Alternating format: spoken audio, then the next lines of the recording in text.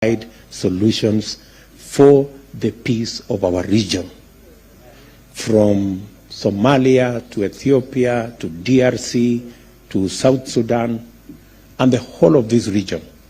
The world is looking at us as an anchor state to provide solutions for the challenges of peace we have in our nation. But that spirit of conflict, as you all know, has also come to our country. We lost several people and several policemen yesterday and day before in Turkana.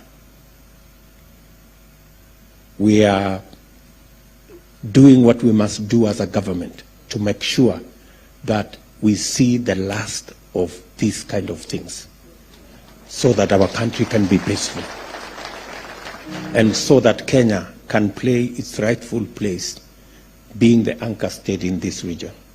So pray for our country, so that the spirit of conflict, the spirit of cattle rustling will be defeated. And we are going to work as government to make sure that we deal with that menace, deal with that challenge, so that we can keep peace in our country and make sure that Kenya occupies the place, its rightful place in the community of nations, to provide leadership and to anchor the peace and tranquility of our region.